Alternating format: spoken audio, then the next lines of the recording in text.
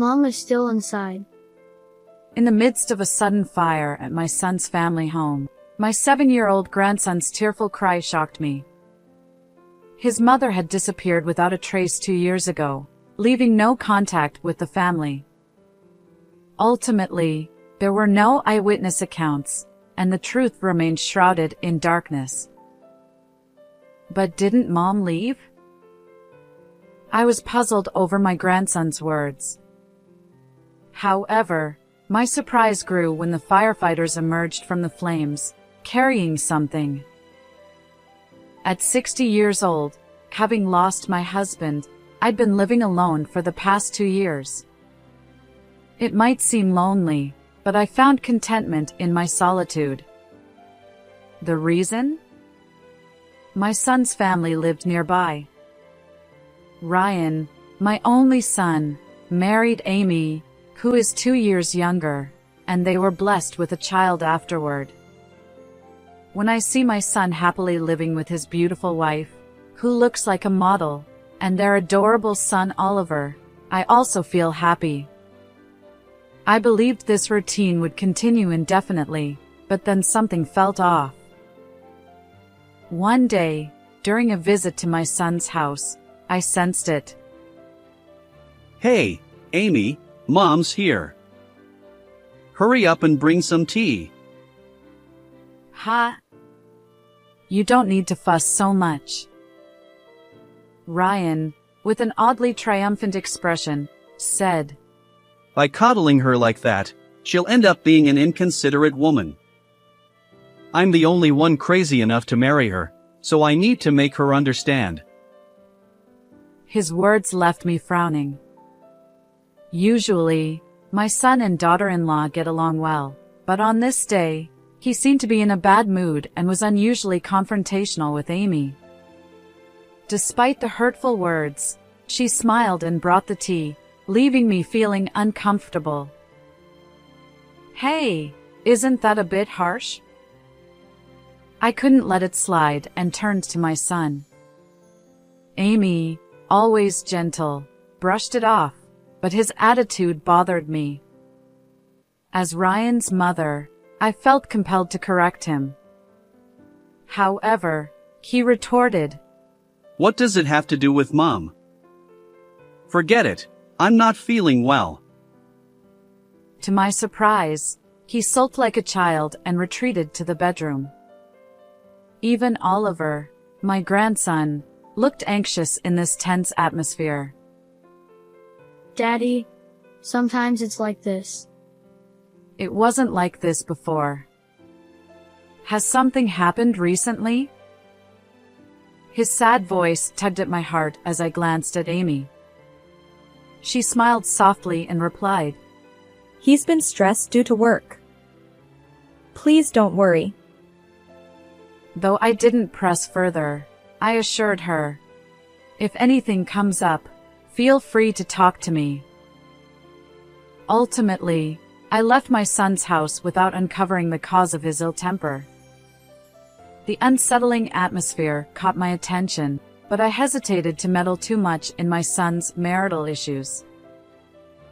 However, a few weeks later, I found myself witnessing another peculiar scene. Hi, Amy, Oliver. Shopping together? I spotted them at the local supermarket by chance. When they turned to my greeting, their expressions seemed oddly subdued. You don't seem well.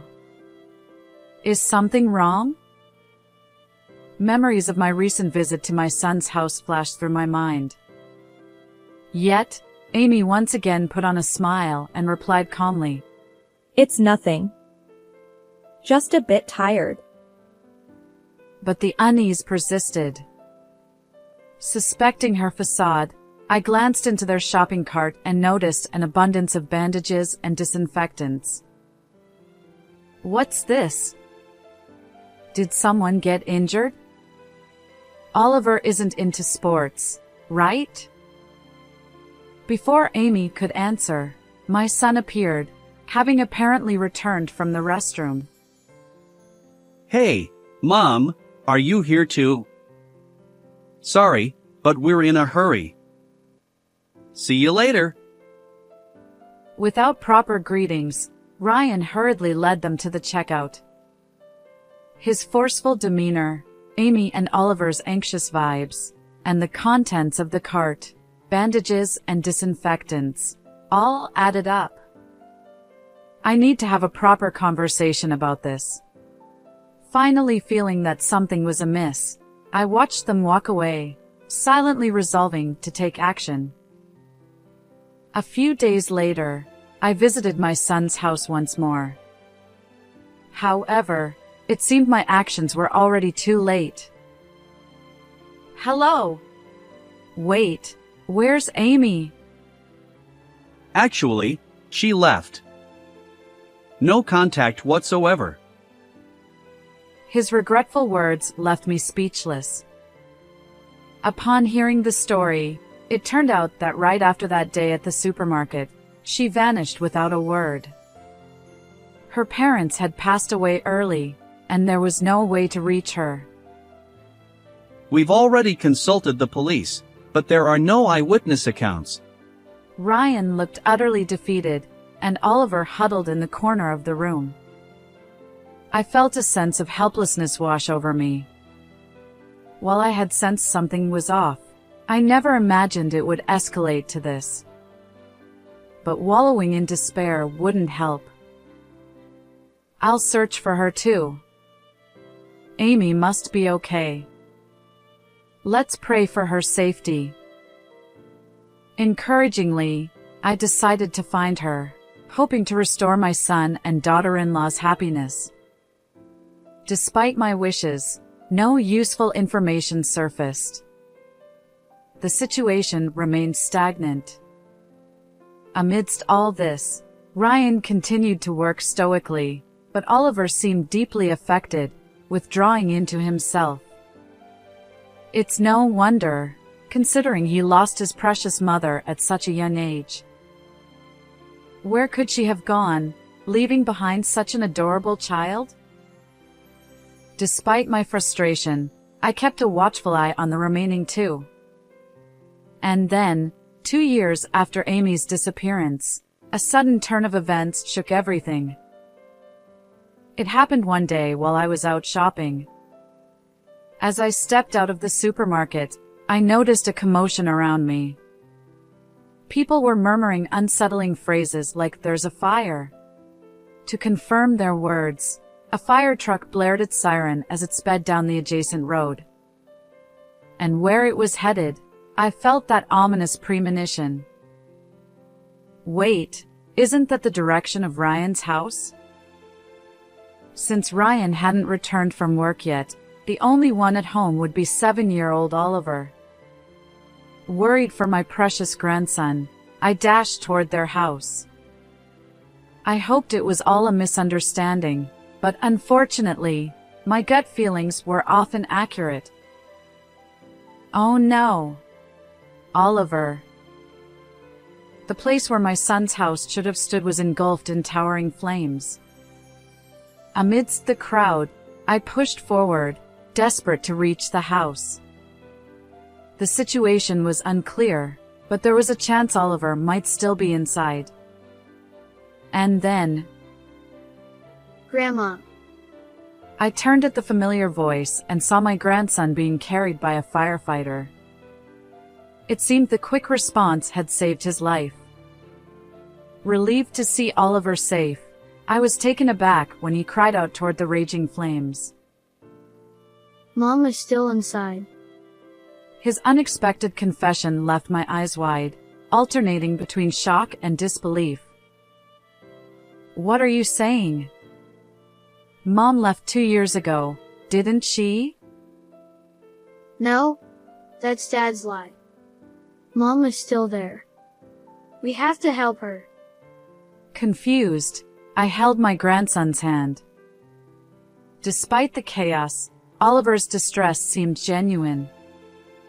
And soon enough, his words were proven true. Mom? Really?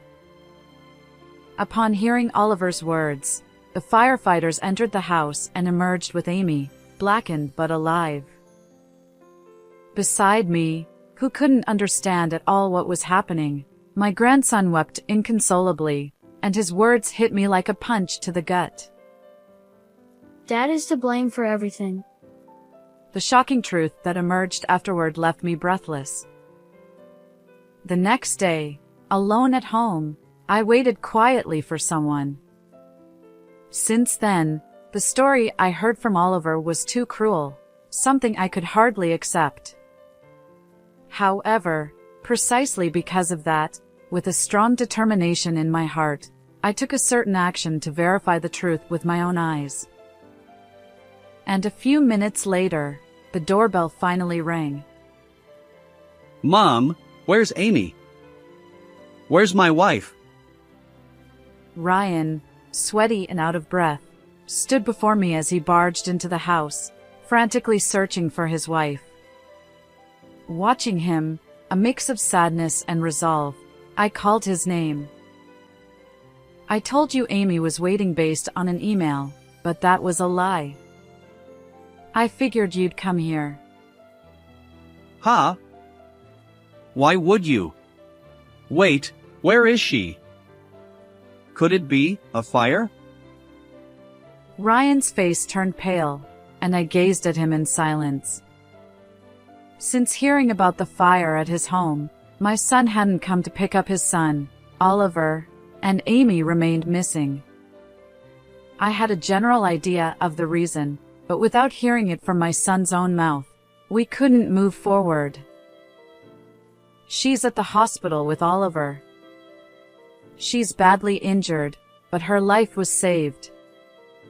However, there's something we need to discuss first, right? It's not a big deal. So, Amy's disappearance was a lie, I stated. My son flinched, as my mind raced back to the conversation I'd had with Oliver after the fire. According to Oliver, the story of Amy leaving 2 years ago was all Ryan's fabrication. In reality, Amy had been confined to a hidden room within the house, forbidden to leave. He told the neighbors the same lie about her disappearance, and naturally, no missing person report had been filed with the police. Oliver, too, had been threatened not to seek help, fearing that both he and Amy would suffer worse consequences if he spoke up. And unbelievably, Ryan had mistreated Amy, withholding food and even raising his hand against her. The situation was far worse than I'd imagined. Oliver, feeling sorry for the exhausted Amy, attempted to cook for his mother. However, a nearby kitchen paper towel caught fire from the gas flame, leading to the recent house fire and exposing the truth. Why would you keep her confined for 2 years like that? I asked Ryan, my voice trembling as I considered Amy's emotional state. How terrifying it must have been for her, alone in a dark room, having suffered mistreatment from her husband, and unable to seek help due to the false belief that she was missing. However, in response to my inquiry, my son's face flushed red with anger. It's all her fault. She flirted with other men. His unexpected words left me wide-eyed, but he paid no attention and angrily slammed his hand on the table. As I listened, it became clear that Ryan's jealousy had played a significant role in Amy's ordeal. For instance, even if Amy merely conversed with male colleagues at work or cashiers, Ryan couldn't tolerate it. He frequently resorted to violence, and the large quantities of bandages and disinfectants she purchased were likely for treating her injuries. So I had her quit her job, and I even made sure she went shopping with me. But still. Then, during a family outing, Amy's beauty inadvertently led to a pivotal event. As they walked through town, a man approached her, showing interest. Although Amy was blameless, Ryan erupted in anger. Like the first time I sensed something was wrong, He grew cold toward Amy and eventually confined her at home. She pleaded to be let out, but he continued the mistreatment, justifying it as discipline. Ryan's defense? I'm just protecting my wife. She's the one who flirts with other men. His strained voice echoed, leaving me speechless. While I understood the concern over Amy's attractiveness, it didn't excuse inhumane actions. Regardless of love's influence, the fault lay squarely with Ryan, not his wife. Facing my drastically changed son, I grappled with a mix of anger, sadness, and frustration. Taking a step closer. Even so, you won't see her again. Why not? She's alive, isn't she? She won't see you because I'm turning you over to the police. I've recorded this conversation. There's no escape, so prepare yourself. My words left Ryan wide-eyed. The fire department's diligent efforts had partially saved the house, including the room where Amy had been confined. Testimonies from the firefighters who rescued her and Oliver's account had prompted the police to investigate Ryan. With ample evidence, this recording would likely seal his fate. But I just love Amy. What's wrong with that? Perhaps realizing what lay ahead, Ryan collapsed to his knees, tears streaming down his face. I can't believe that my son, whom my late husband and I raised, would do something like this. But he's already an adult. No matter how much he cries like a child, he can't undo what he's done. Ryan's only option now is to atone for his sins and live a better life. And as a mother, it's my responsibility to guide him toward the right path. Then all the more reason you should pay for your actions. I was unable to contain my frustration. Ryan looked up, defeated, and I met his gaze. Let's go to the police together. It's the only path left for you, I told him. Finally, he nodded in resignation, and we headed to the police station. Afterward, with sufficient evidence, Ryan was arrested. Naturally, he and Amy divorced, and she received a $20,000 settlement. With a long sentence ahead and a restraining order preventing him from approaching his ex-wife and child, Ryan would never see them again. I cut ties with Ryan as well, and now, Amy, Oliver, and I have moved to a different town, starting a new life together. Amy, who had been visiting the hospital frequently, is now on the road to recovery. We hope for a peaceful life ahead, cherishing our newfound happiness as a family. How did you find this story? Don't forget to subscribe to our channel. See you in the next video.